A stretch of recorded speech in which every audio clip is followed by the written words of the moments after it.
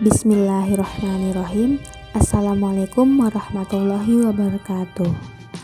Baik teman-teman, pada kesempatan kali ini saya akan menjelaskan atau mereview materi yang saya dapatkan dari mata kuliah Psikolog Komunikasi Dakwah di akhir semester 2 ini dengan dosen Dr. Andes Imam Suprobowo.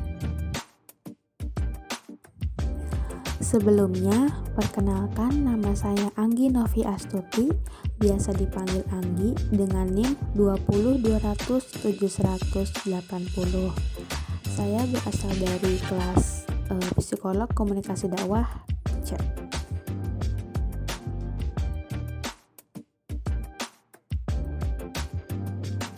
Oke teman-teman, sebelum dijelaskan lebih detailnya lagi, pada kesempatan kali ini saya mendapatkan 4 materi. Apa aja sih? Nah, yang pertama ada Islamic Communication Question, yang kedua ada Personal Branding, yang ketiga ada Brand Awareness, dan yang terakhir ada Karakteristik per Cipher. Oke teman-teman, kita masuk ke materi yang pertama, yaitu Islamic Communication Question. Nah, apakah teman-teman sebelumnya pernah mendengar kata-kata Islamic Communication Question atau sebelumnya teman-teman juga pernah belajar? Nah, ayo kita belajar bareng-bareng di sini ya. Perspektif komunikasi dalam Islam. Sebenarnya dalam Al-Quran saja sudah dijelaskan dalam Quran Surah Al-Baqarah ayat 83. Selain itu, Al-Quran juga banyak memberikan penjelasan tentang bagaimana pentingnya komunikasi bagi umat manusia, khususnya untuk umat Islam dalam perspektif Islam. Komunikasi di samping untuk mewujudkan hubungan secara vertikal. Cara komunikasi dalam Al-Quran dan Al-Hadis telah dijelaskan dengan secara luas sebagai panduan agar komunikasi berjalan dengan baik dan efektif. Nah, kita dapat mengistilahkannya sebagai prinsip. Ada 6 prinsip, yaitu kaulan sadida, kaulan baligo, kaulan maisuro, kaulan layinan, kaulan kariman, dan yang terakhir kaulan ma'rufah. Prinsip kaulan sadida. Jalaluddin Rahmat mengungkapkan makna kaulan sadida dalam arti pembicaraan yang benar, jujur, lurus, tidak sombong, dan tidak berbelit-belit. Nah, kaulan sadida juga terdapat pada 2 tempat nih teman-teman, yaitu Quran Surat An-Nisa ayat 9 dan Al-Ahzab ayat 70. Dan perkataan kaulan sadida diungkapkan Al-Quran dalam konteks pembicaraan mengenai wasiat. Nah, selanjutnya ada prinsip kaulan baligho, yaitu sebuah perkataan yang membekas pada jiwa, tepat sasaran, komunikatif, mudah dimengerti. Nah, ungkapan ini juga terdapat dalam Quran Surat An-Nisa ayat 63 yang artinya mereka itu adalah orang-orang yang Allah mengetahui apa yang dalam hati mereka.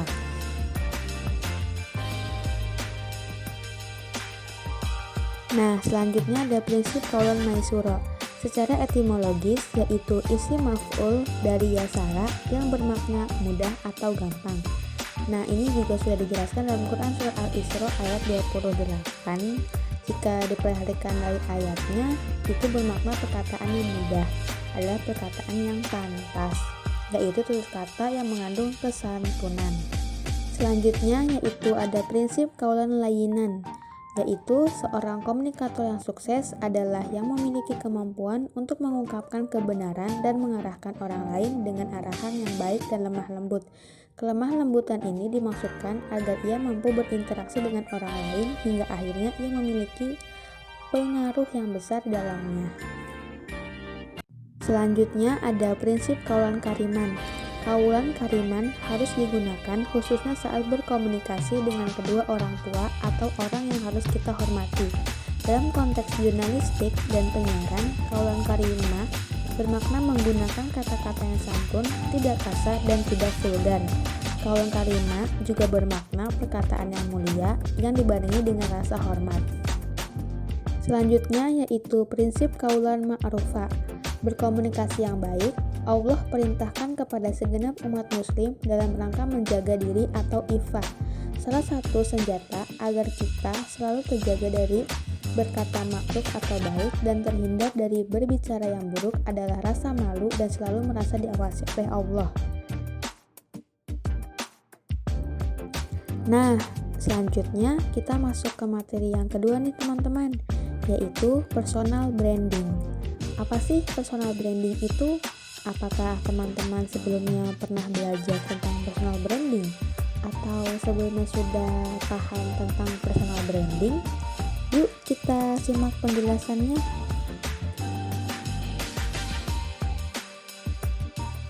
Personal branding adalah tindakan dalam kehidupan orang-orang yang berperan aktif. Ada banyak sekali manfaat yang bisa didapat dari orang yang menciptakan branding pada diri sendiri.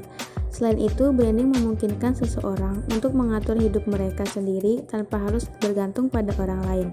Nah, branding juga adalah bagian penting dari karir seseorang loh teman-teman.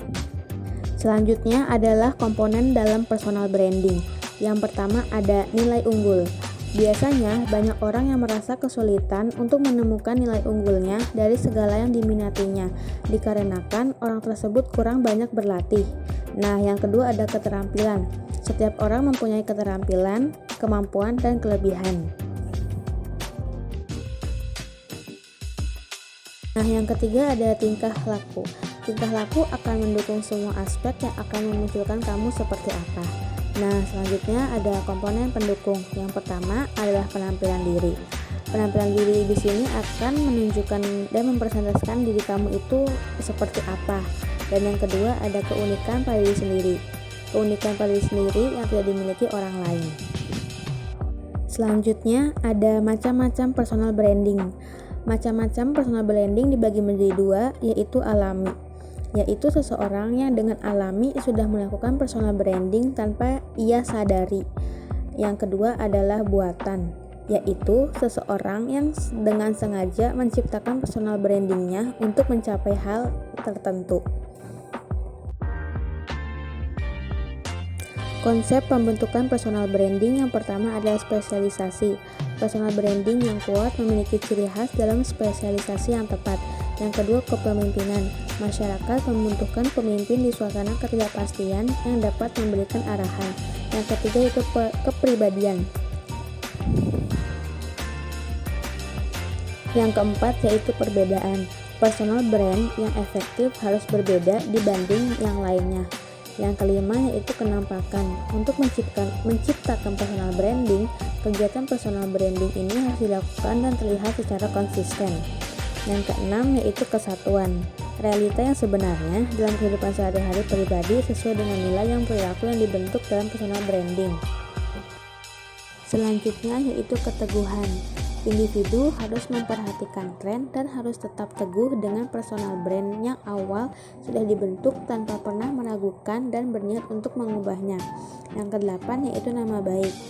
Nama baik di sini berpengaruh dan tahan lama jika terbentuk banyak orang yang mempersepsikannya.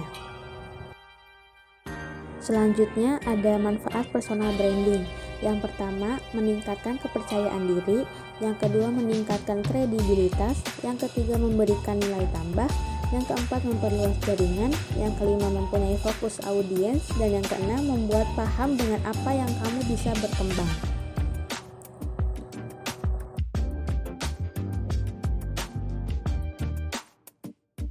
Fungsi dan tujuan personal branding.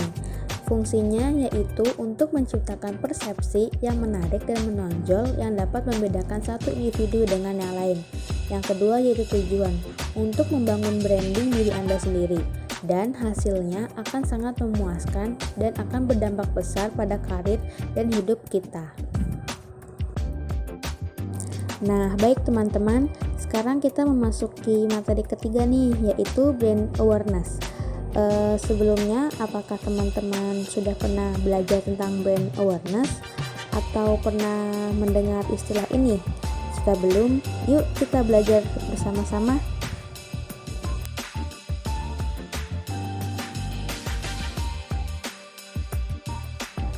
Brand awareness adalah kemampuan konsumen untuk langsung mengenali dan mengingat suatu merek hanya dengan melihat sesuatu, baik warna, logo, dan sebagainya, yang menggambarkan identitas suatu brand.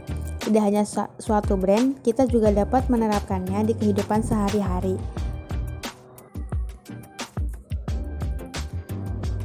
Contohnya dari terhadap Ustadz Hanan Attaqi, yang pertama yaitu menggunakan bahasa gaul, berpenampilan modis dan stylish seperti anak zaman now, hobinya yang gemar bermain skateboard, touring, ngopi, dan berpetualang, berjiwa romantis, juga humoris, membuat banyak remaja tertarik mendengar dakwahnya, dan mengambil materi kajian kehidupan sehari-hari.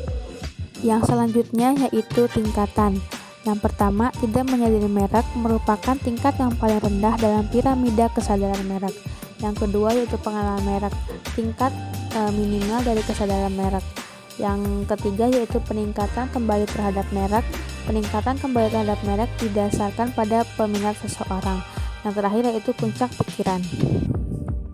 Yang selanjutnya yaitu fungsi. Yang pertama, menciptakan persepsi. Nah, jadi itu ini contohnya itu seperti melalui channel seperti referral, PR, berita, media sosial, dan lain-lain. Yang kedua itu menumbuhkan kepercayaan. Nah, menumbuhkan kepercayaan itu saat kita melihat orang-orang berinteraksi dengan merek dan mendapatkan pengalaman yang baik. Yang ketiga yaitu menciptakan jaringan. Jika direncanakan dengan baik, kesadaran akan menyebar seperti api. Merek menjadi topik diskusi dan menciptakan jaringan yang dapat digunakan untuk menyebarkan informasi yang lebih lanjut. Misalnya seperti TikTok, tidak pernah mengiklankan dirinya sendiri. Para penggunanya menyebarkan kesadaran melalui videonya dari mulut ke mulut. Selanjutnya yaitu ada brand association, yaitu segala sesuatu yang melekat dalam ingatan akan suatu merek. Nah, mengapa merek harus diasosiasikan dengan sesuatu? Karena nama merek membedakan suatu produk dengan produk pesaing lainnya. Identitas merek yang kuat akan menimbulkan suatu keunggulan yang kompetitif yang besar. Nah, selanjutnya kita memasuki materi yang terakhir, yaitu karakteristik per-cipher. Apakah teman-teman sebelumnya sudah mendengar istilah ini atau sudah belajar di mana gitu? Yuk kita simak penjelasannya yang lebih detail.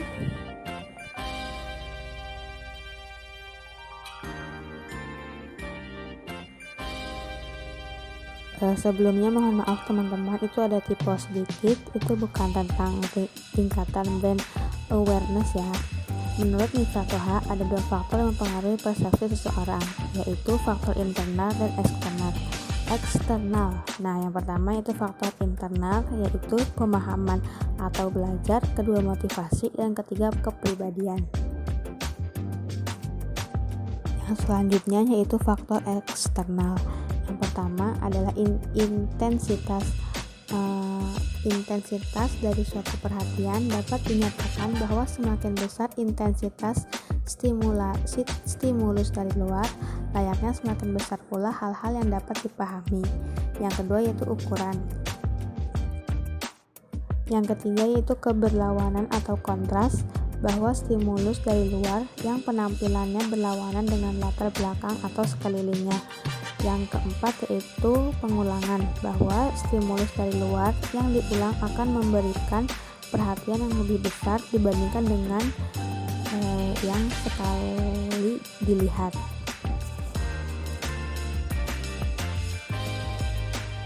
Yang selanjutnya itu gerakan, bahwa orang perhatian terhadap objek yang bergerak dari dalam pandangannya dibandingkan dengan objek yang diam.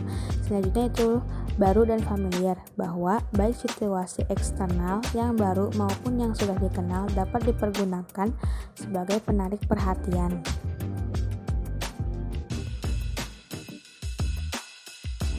Faktor-faktor yang mempengaruhi persepsi adalah: pertama, pihak pelaku persepsi, yang kedua objek atau target yang dipersepsikan, yang ketiga yaitu konteks dalam persepsi yang dilakukan. Situasi dalam konteks mencakup waktu, keadaan, atau tempat kerja dalam keadaan sosial.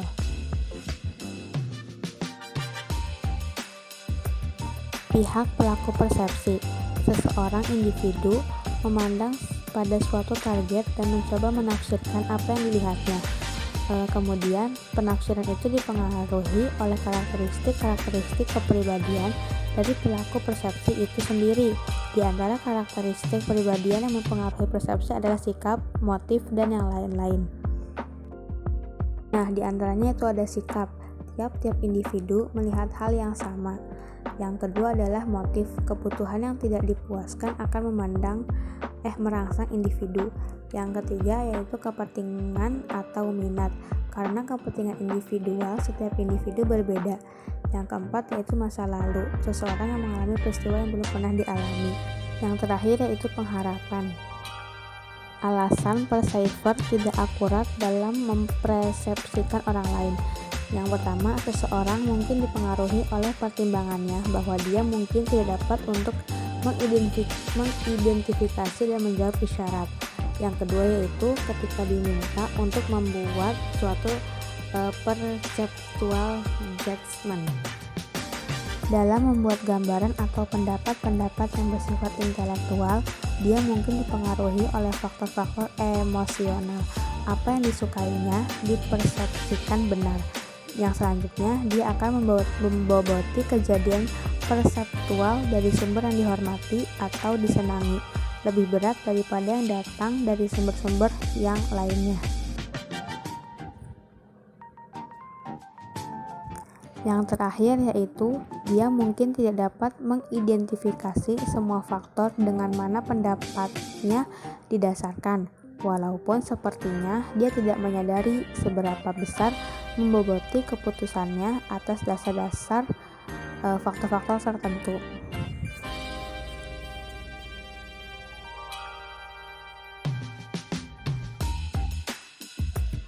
Mungkin cukup sekian dan terima kasih. Kurang lebihnya mohon maaf. Wassalamualaikum warahmatullahi wabarakatuh.